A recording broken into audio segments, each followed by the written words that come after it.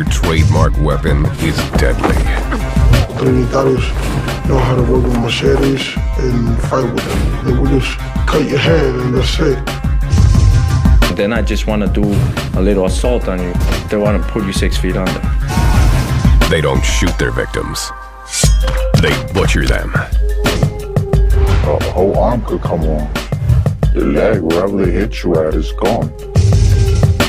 They are the Trinitarios, one of New York's most lethal and fastest rising gangs. You kill somebody with a gun, you ain't nothing. But if you kill somebody with a knife, I mean, you're real.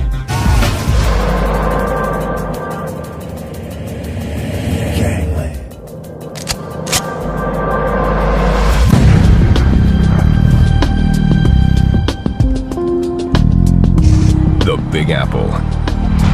It's filled with some of the world's most familiar landmarks. Broadway, the Empire State Building, the Statue of Liberty. New York is very, very big. You have the business district, the financial market.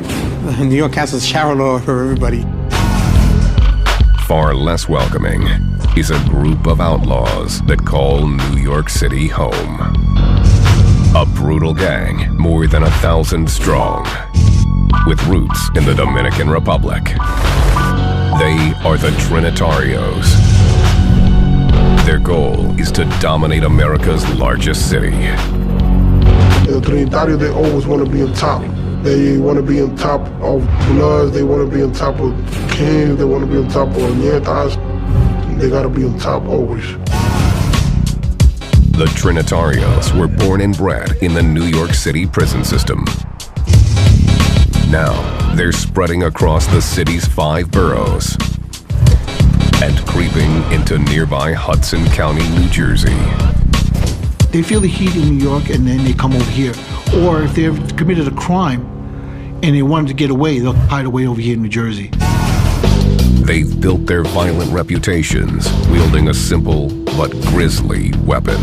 They don't go out there and shoot people. They're mostly machetes. They're slashing people and cutting people. If you hit him and you pull it back, he brings everything out. Blade, a high-ranking Trinitario in one of the New Jersey chapters, fears retaliation for speaking out about the gang. He asked to have his identity concealed.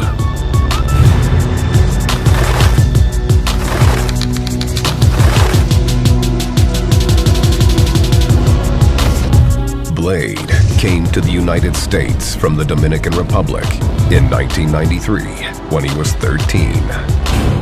First month when I was over here, I stabbed my sister in the arm because she was trying to smack me. It wasn't his first assault. Blade already had a violent reputation. I stabbed somebody in the heart. I was like 11 years old because he was trying to take my sneakers. Blade and his family settled in Jersey City, across the Hudson River from Manhattan. It was a tough adjustment. Yeah, I didn't speak English when I came over here. And when I used to go to school, I used to get jumped every day. Everybody basically. Blade joined the Trinitarios and quickly made his own reputation. The leader of a Latin King went to the Kamal block and he threw me a punch. So when he did that, I pulled out the machete. I hit him in the head. Then I hit him like four more times in the arm because he went like that. He got a lot of stitches. He got like 50-something stitches in his head. That kind of one-on-one brutality has shocked even hardened New Jersey cops, like Davis Valdivia. A machete, I'm going to take a limb off, depending on where I swing it. If I swing it at your neck, I'm going to take your neck off. For years, he's seen firsthand how the Trinitarios get up close and personal. With a gun, you can shoot somebody from far away and not even see the person. To stab somebody, you got to get up and close and really to stick somebody. But assaults aren't the gang's only crime. They're definitely in the drug business. They're definitely in the home invasion business, assaults, robberies. They run the gamut, just like any other super gang. The Trinitarios have turf all over the Bronx and the Washington Heights section of Upper Manhattan. Washington Heights is home to many Dominican immigrants and is a transportation hub. 6 bridges, 3 highways, and 3 tunnels are nearby, all allowing for quick access to the entire metropolitan area. It's the perfect setup for drug dealers and gang members on the run, making it difficult for law enforcement to track them. There's going to be a group of people trained in this non-Trinitario area. Okay, I just received information from one of my guys that the person that that is doing the hand-to-hand transaction is coming towards our area now. Thanks to the easy access between New York and New Jersey, the Trinitarios have a lucrative narcotics business in both states. It's so easy to travel from one place to another that if they have a problem with the law enforcement, they'll move to another spot. Well, number one, he's selling drugs on the street, so he gotta go. He's selling cocaine. They can make about 10, 15,000 a day. They doing drugs. They selling drugs. If you owe them money, they're gonna kill you. This gang member, Loco, has also asked to have his identity concealed.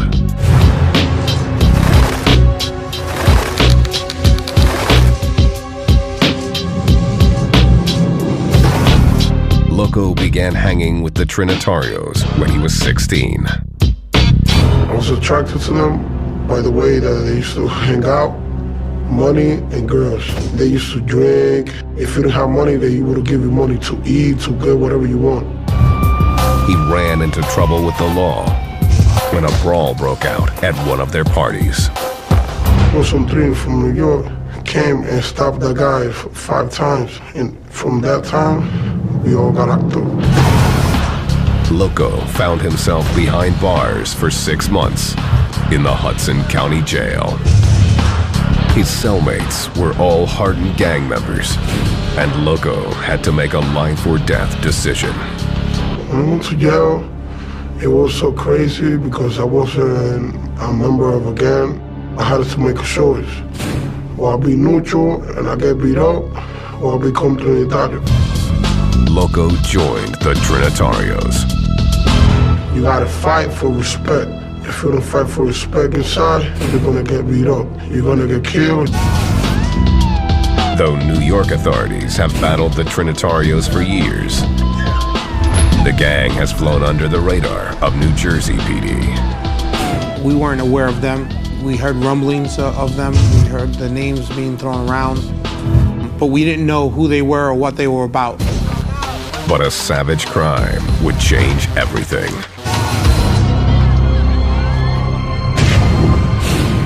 August 24th, 2003, Union City. Trinitarios from all over northern New Jersey joined thousands who lined the streets for the annual Dominican Independence Day Parade. It's supposed to be a joyous occasion, and it's supposed to be fun for all the family and for everyone who's Dominican. Police were also on alert for gang activity, which had arisen in years past. And a number of people attend the parade with the idea that they should be proud of being who they are, and sometimes who they are gang members. Detective Davis Valdivia was on a routine assignment to tape surveillance video from a rooftop near the end of the parade route.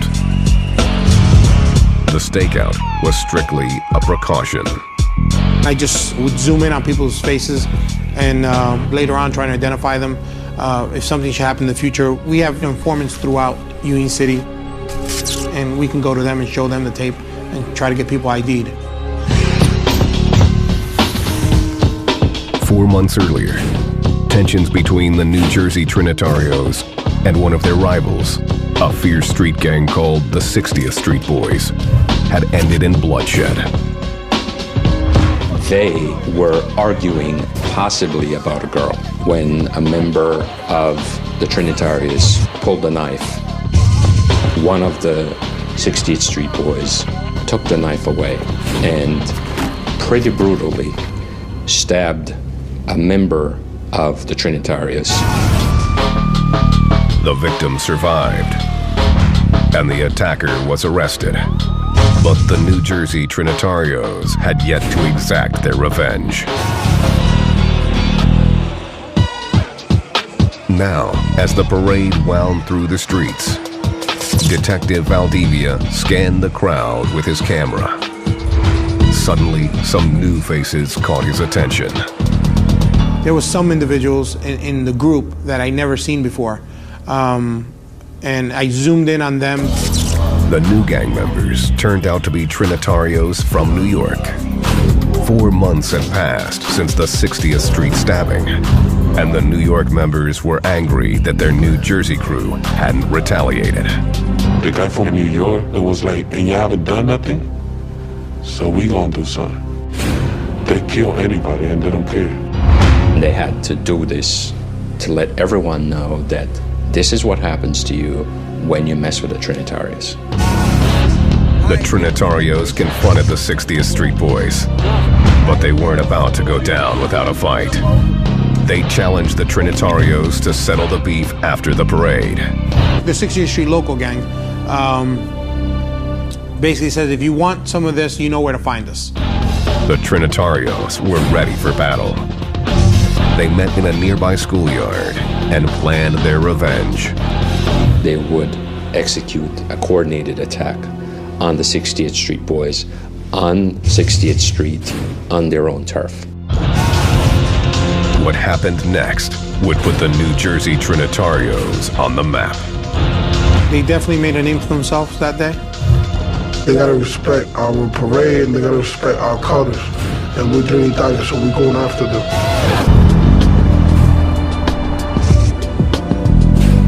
New York City. It's the gateway to the United States. A symbol of opportunity, hope, and the American dream. It's also the breeding ground for a fast-rising criminal enterprise that silences its victims with machetes. A Dominican gang called the Trinitarios. Trinitarios, they kill people, they rob people, they kidnap people. Yeah, they doing the money quick. The Dominican Republic is the second largest nation in the Caribbean, with a long history of hardship. In 1961, the country's harsh dictator, Rafael Trujillo, was assassinated, ending his oppression, but throwing the country into chaos. For the next few decades, tens of thousands of immigrants fled to New York, all in search of a better life. They came here to the U.S., which at the time was experiencing a pretty decent manufacturing job market, and Dominicans came here to work.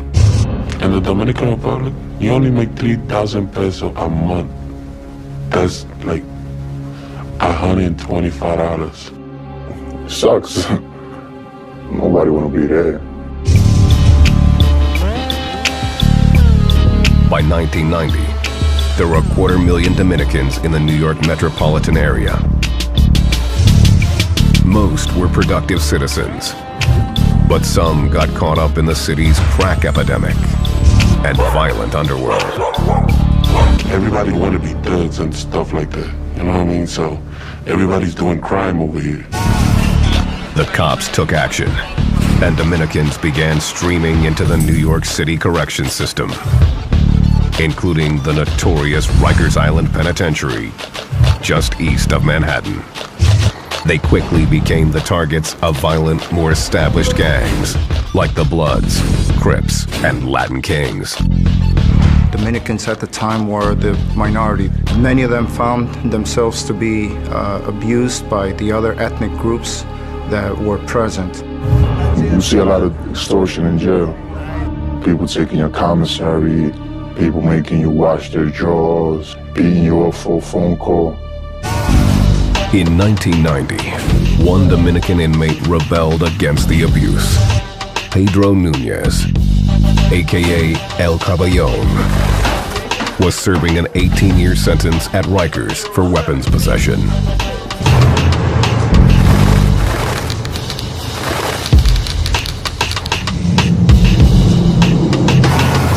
El Caballon formed his own gang, Trinitarios, which means Trinity. He took the name from three revered leaders of the Dominican independence movement from Haiti in the 1840s.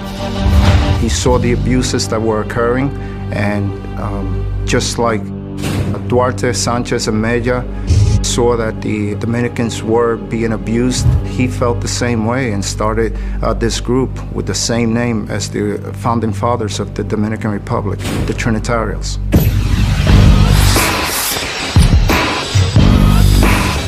For the first time, the Dominican convicts had protection under the Trinitarios. But the gang kept a low profile to escape the watchful eye of prison officials.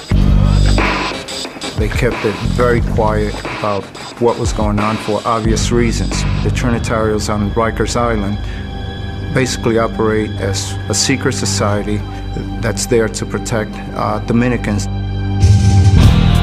As their numbers grew into the hundreds, the Trinitarios began dominating the other gangs. I don't care what anybody said. In New York, if you're not a Trini in jail, you're nothing. Ain't no blood, Cribs, Latin King, nothing. Trini run New York. El Caballon's domain expanded in the mid-1990s as Trinitarios finished their time at Rikers and returned to the streets. With El Caballon running the gang from prison, the Trinitarios took new shape in the heavily Dominican neighborhood of Washington Heights in Upper Manhattan. So they started making, like, if you're gonna be a Trini in here, you gotta represent Trini out there. And you're not just gonna be a Trini in jail for protection. You gotta be a Trini in the street too. You gotta represent. The Trinitarios unleashed a crime wave that ran through Washington Heights into the Bronx and Brooklyn. They started doing narcotics distribution, possession of weapons, and violent crimes. In 1995, in the Bronx alone, nearly a murder a day was occurring, thanks in part to the Trinitarios. The gang began smuggling cocaine from the Dominican Republic, using ingenious and dangerous methods. They'll bring drugs to the state by swallowing it, boofing it. These carriers, known as mules, could hide a half pound or more of narcotics, risking death with each trip. Imagine you with more than 300 grams inside your stomach. Anything could go wrong. You can't eat, you can't drink nothing. Jefe, a Dominican native, asked to have his identity concealed.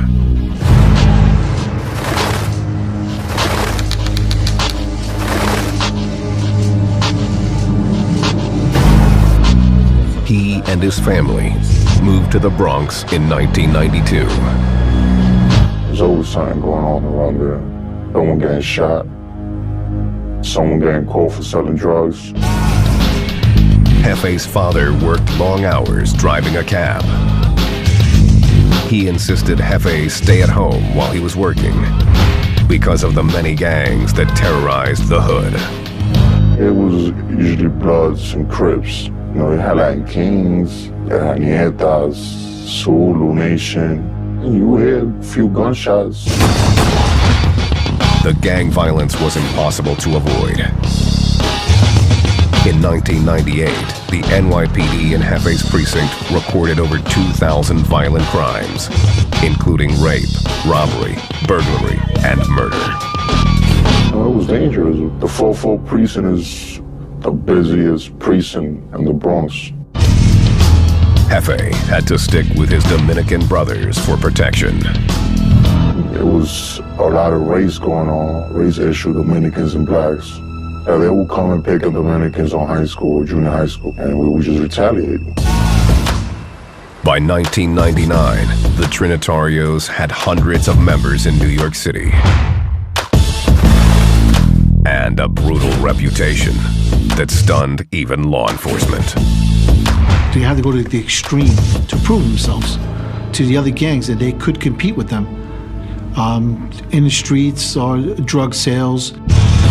They attacked their rivals with machetes, common weapons in the Dominican Republic, but rarely seen in this urban jungle. We used to carry a machete in our pants, our book bag, our sleeves. Wherever we could have fit it, we would have carried it. Armed, dangerous, and in control of New York, the Trinitarios were anxious to expand their territory. They found it right across the Hudson River. For years, New Jersey had attracted Dominicans who craved the advantages of the city, but with a lower cost of living. All it took was one Trinitario, and New York's inner-city gang epidemic spread like a virus into the suburbs of New Jersey.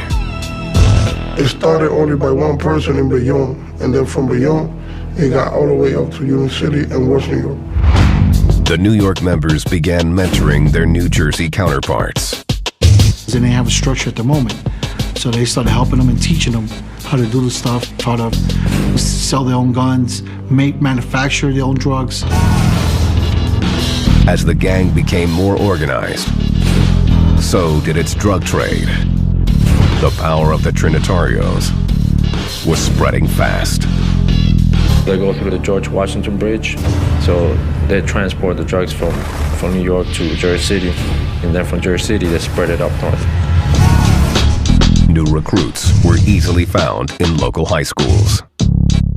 Blade joined his sophomore year, then dropped out of school to focus on his new family.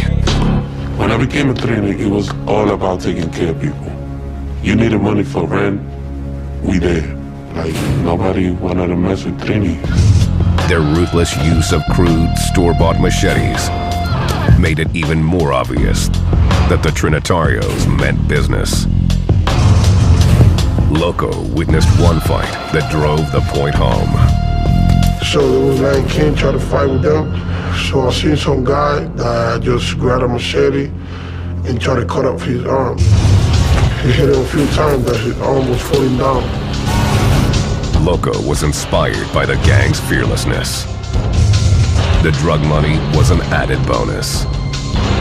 I used to sell drugs. I felt like I was doing something wrong, but I liked the money. By 2003, the Trinitarios had more than 100 members in northern New Jersey alone. Though the gang had long been in the sights of New York City PD, their growing numbers were still a secret across the Hudson. It would take a cold-blooded killing before New Jersey authorities got the message. And it was so quick. I mean, it was just like wildfire. It just started spreading all over Hudson County.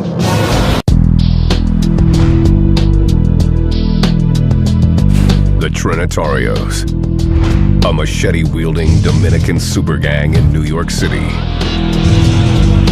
is spreading its brutal violence into neighboring New Jersey.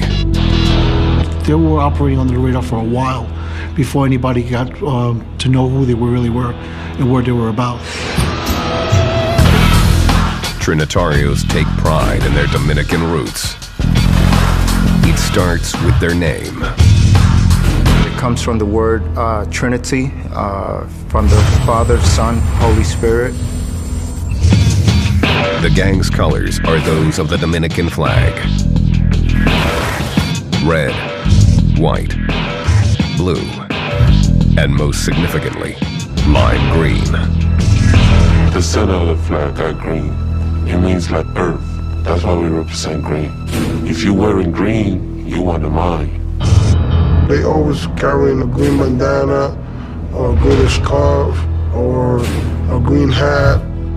Anything that they wear green, it shows that they are Trinis. the gang also uses the flag as the basis of their motto. If you look at the Dominican flag, you have three words on top. It says Dios, Patria, and Libertad, which is God, country, and liberty. To recognize one another, members frequently greet each other with the numbers 41, 6, 12. 41, 6, 12. As to know if you a Trinitario, you'll be asked, you son of Duarte? You say 41, 6, 12. Like, yeah, I'm Trinitario. The numbers are a secret code the Trinitarios use to hide their identity. But it's really 4, 16, 12, which are the respective locations for the D, P, and the L in the alphabetical number. It's a code. So they'll make 4 and 16, 41, and 6. The letters D, P, and L show up in almost all of the gang's markings. Trinitarios aren't required to get inked, but those who do choose symbols of the motherland.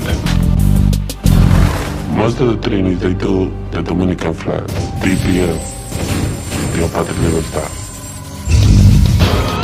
Another popular tat is the symbol 3NI. 3 is for the three colors of our flag and the three fathers of our country. And the 9 is short for Trinitario. Trinitarios also represent with hand signs. There's 2 guns up. It's in the center of our flag. And that's the three fathers of our country, the 3 colors of our flag, and DPO, Dios, Patria, Libertad.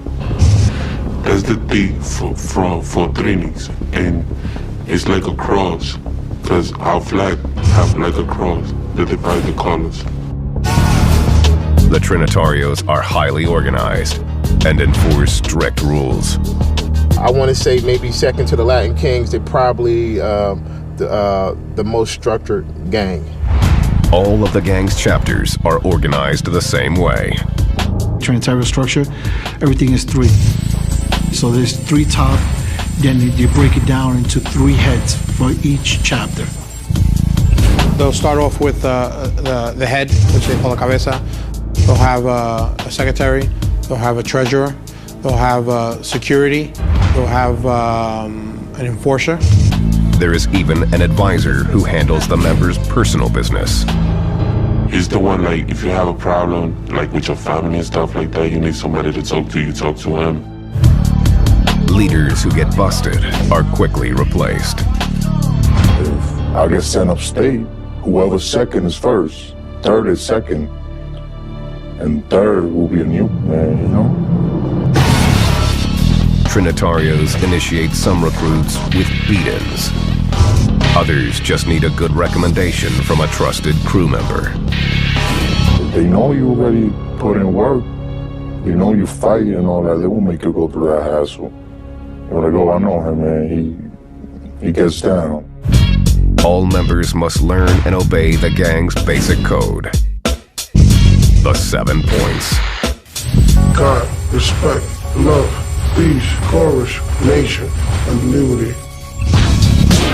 Gangsters who mess up get DP'd.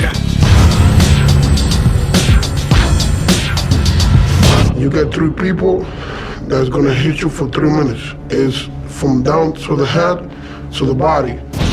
A second violation means twice the discipline. So you gotta make sure you don't do it again, because when you do the second time, you're gonna get 6 minutes. The third time, you're gonna get suspension. You ain't gonna be no treating no more. Chapters hold regular meetings where they collect dues and conduct business. The money that we collect in every meeting is just in case you get locked up, we can send you money to jail. Once a year, Trinitarios from all over New York and New Jersey meet for a universal. They will have the universal so everybody could come down and be a part of what's going on. New York Trinitarios, older and more experienced than their suburban brothers, still call the shots. I would say New York probably has more of an influence on Jersey and probably tells them what to do or what to say or how to act if they don't like what they're seeing or hearing.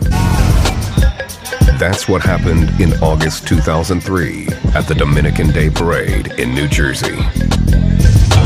The New York Trinitarios discovered that their Jersey brothers had been attacked and issued their secret call to arms.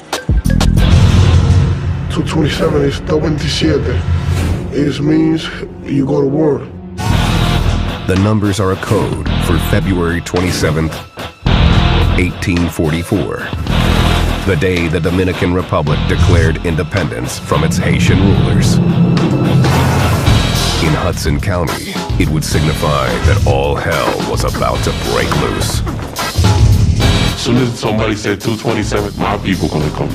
And they're gonna come ready. August 24th, 2003, Hudson County. It was New Jersey's annual Dominican Day Parade. From a rooftop, Detective Davis Valdivia videotaped the crowd, on the lookout for gang violence. I was up there for several hours. I would say probably 6 hours on that roof. Little did he know that the bloodthirsty Dominican street gang, the Trinitarios, was out for revenge. 4 months earlier, a 60th Street gang member had stabbed a New Jersey Trinitario.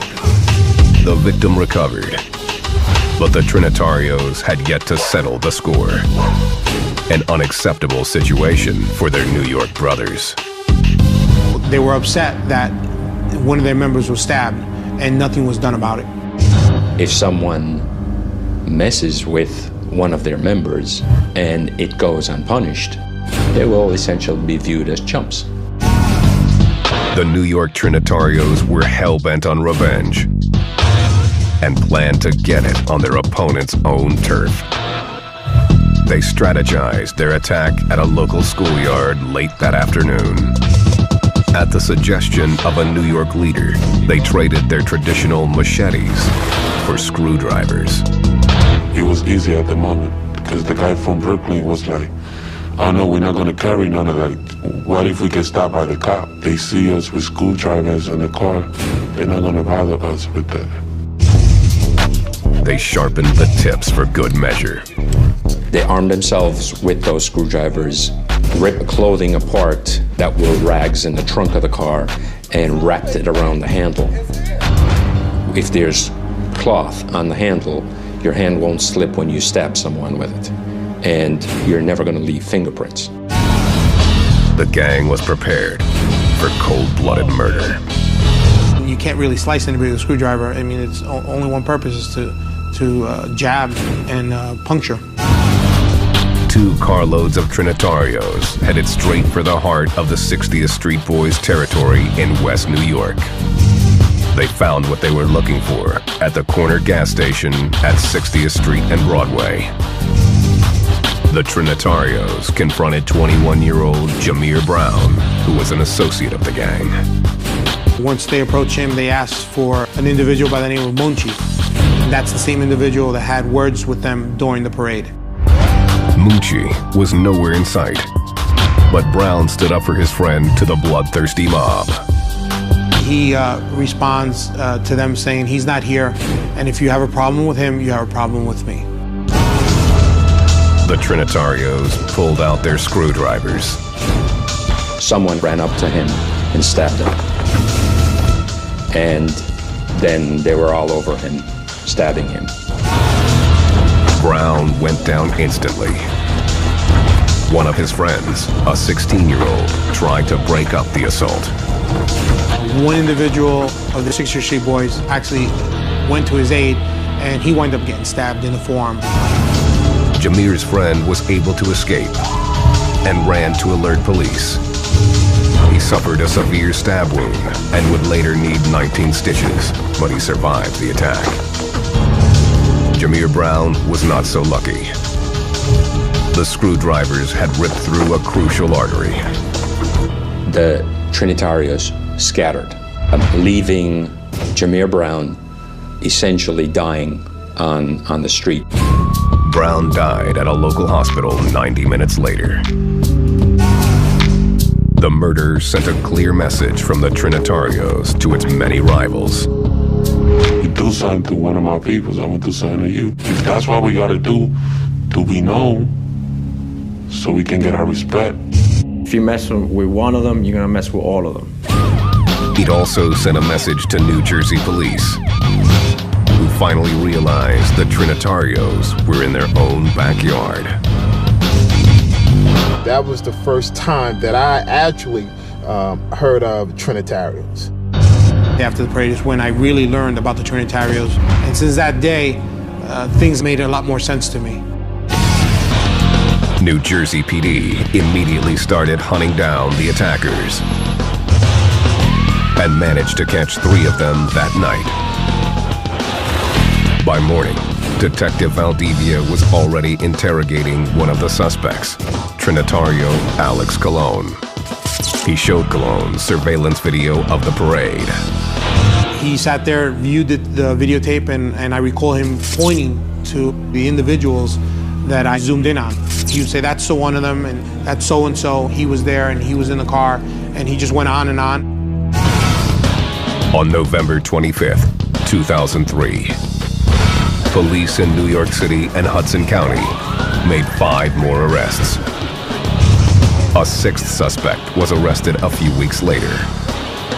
2 more were in custody by March 2004. The charges included murder, aggravated assault, and unlawful possession of weapon. Among those charged were 2 alleged high-ranking Trinitario leaders, 22-year-old Ricardo Osorio of New York and 21-year-old Pablo Molina of New Jersey. The prosecution's case was coming together. I counted about 56 witnesses that were possibly going to testify if needed. Prosecutors also had a star witness. Alex Colon, the gangster who identified suspects on the parade videotape, was in jail facing a murder charge. He was cooperating with the prosecution against the Trinitarios in the hopes of receiving a reduced sentence. Colon gave us a nice big picture. He could point to all the parties. But Colon would never make it to the stand. Our case seemed as if it would fall apart.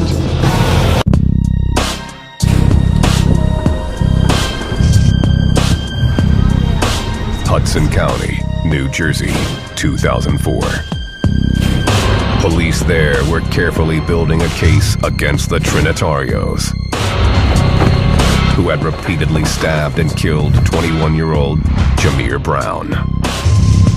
Screwdrivers, a lot of which were described as scary and old and rusty. It was a pretty brutal attack.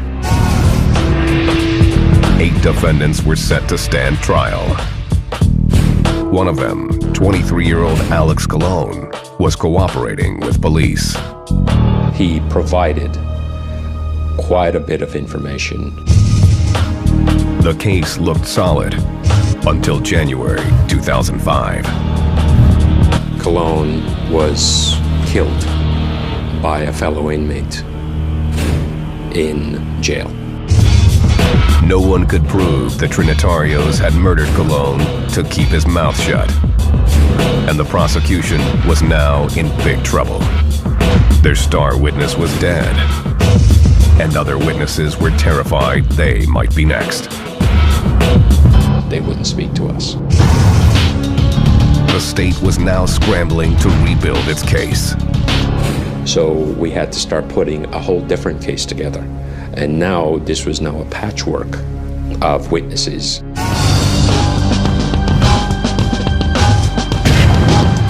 January 5th, 2006.